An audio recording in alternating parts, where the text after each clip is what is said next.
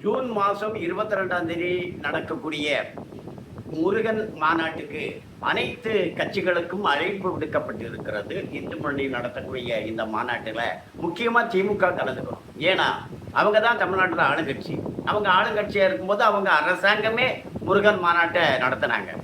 அப்படி முருகன் மாநாட்டை அவங்க நடத்தினது மனப்பூர்வமானது, உண்மையானது அப்படின்னு சொல்றதா இருந்தா இப்போ அவங்க அவர்களுடைய தொண்டர்களுக்கு, திமுகவினருக்கு ஒரு வேண்டுகோள் விடுக்கணும். எல்லாருமே முருகன் மாநாட்டில் மதுரையில் போய் கலந்துக்கணும் அப்படின்ட்டு திமுக சொல்லுவாங்களான்னு எதிர்பார்ப்போம். ஏன்னா தமிழ்நாட்டினுடைய தெய்வம் முருக கடவுள். அவருடைய அறுபடை வீடுகள் தமிழ்நாட்டில் தான் இருக்கு. அவர் அவதாரம் எடுத்தது தமிழ்நாட்டில் தான். எனவே முருக கடவுளுடைய முருகன் மாநாட்டில் திமுகவினரும் கலந்து கொள்ள வேண்டும் என்பது அடியனுடைய விருப்பமாக இருக்குது. காங்கிரஸ் கட்சி ஒரு இந்திய விரோத செயல்பாட்டில் தான் செயல்பட்டு இருக்கு. இப்போ இந்த பாகிஸ்தான்ல இருக்கிறது யாரு? பாகிஸ்தான்ல இருக்கிறவன் மதம் மாறிய முஸ்லீம் தான். இந்தியாவில் இருந்த இந்துக்கள் தான் அவங்க மதம் மாறி முஸ்லீம் ஆயிட்டாங்க. இப்போ பாகிஸ்தான்கிட்ட தனி நாடு கேட்டு போயிட்டாங்க. அப்படி அவங்க மதம் மாறிய அந்த முஸ்லீம்களுடைய எண்ணம் எதுவாக இருக்கிறது? இந்தியாவில் இருக்க எல்லா இந்துக்களையும் கொன்னுடணும், காலி பண்ணணுங்கிறது எண்ணமாக இருக்குது. அதை தான் அவங்க அந்த 22ஆம் தேதி, ஏப்ரல் 22ஆம் தேதி பகல்காமில் செஞ்சு காமிச்சாங்க. நாம் பழசு மாதிரி இல்லை, காங்கிரஸ் ஆட்சியில் மாதிரி இல்லை. இப்போ ரொம்ப வன்மையாக தாக்குதல் பண்ணோம். 9 அவர்களுடைய பயிற்சி மையங்களை காலி பண்ணோம், இராணுவத்தையே காலி பண்ணோம். எல்லாம் வந்து மன்னிச்சிடுங்க, எங்களை விட்டுடுங்க அப்படின்னு கேட்டுக்கிட்டதுனால நம்ம நிறுத்திக்கிட்டோம். அதை போதுங்கிறதுக்காக நிறுத்திக்கிட்டோம். ஆனால் காங்கிரஸ்காரன் என்ன சொன்னால், ஒரு ட்ரம்மு சொல்லி தான் நிறுத்துனீங்க அப்படின்னா, ட்ரம்மே சொல்லிட்டாரு, நாம் ஒன்றும் மத்தியஸ்தம் பண்ணலன்னுக்கிட்டு. அப்புறமா காங்கிரஸ்காரன் அதே பேசிகிட்டு இருக்கான். அப்போது இந்த காங்கிரஸ் கட்சி இந்தியாவுக்கு விரோதமான கட்சியாக இருக்குது.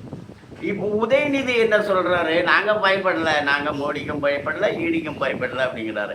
நான் என்ன கேட்குறேன், நீங்க பயப்படலைன்னா எதுக்கு தடை உத்தரவு வாங்குறீங்க? எதுக்கு பயப்படலன்னா உங்களுடைய நண்பர்கள் ஆகாஷ் பாஸ்கரனை காணமே, ரித்தீஷை காணமே, அந்த விக்ரம் எங்க எல்லாரையும் ஒழிச்சு வச்சிருக்கீங்கல்ல, எங்கே ஒழிச்சு வச்சிருக்கீங்க? ஏன் ஒழிச்சு வச்சிருக்கீங்க? ஏன் வழக்கை சந்திக்க வேண்டியதானே?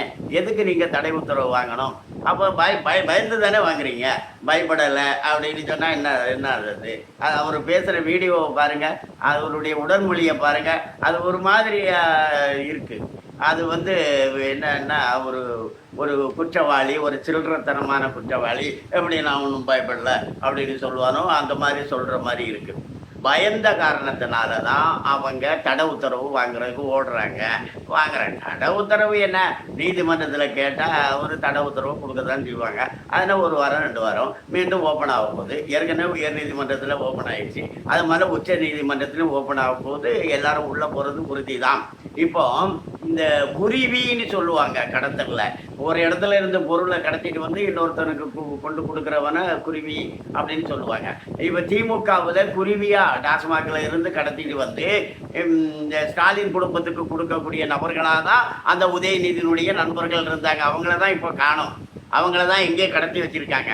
கடத்தி வச்சுக்கிட்டு அவங்க ஸ்டே ஆர்டர் வாங்குறதுக்கு முயற்சி பண்ணுறாங்க, வழக்கை தள்ளி போடுறதுக்கு முயற்சி பண்ணுறாங்க. அப்போது இந்த திமுக இந்த குற்றத்தை ஒத்துக்கொள்கிறது. ஒரு நாளைக்கு 1000 கோடி, ஒரு நாளைக்கு 1000 கோடிங்கிறது குறைஞ்ச கணக்கு தான்.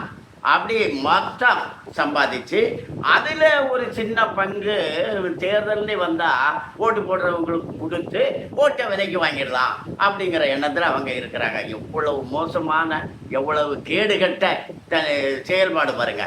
அதனால திமுகங்கிறது தமிழ்நாட்டுக்கு வேண்டவே வேண்டாம். முருகன் மாநாடு அதை முடிவு செய்யட்டும். ஜூன் மாதம் 22ஆம் தேதி திமுக வேண்டாம், காங்கிரஸ் கட்சி இந்தியாவுக்கு வேண்டாம் அப்படிங்கிறதையும் நம்ம முடிவு பண்ணணும். நம்முடைய தேசம் வளரட்டும், தமிழகம் உயரட்டும். வணக்கம்.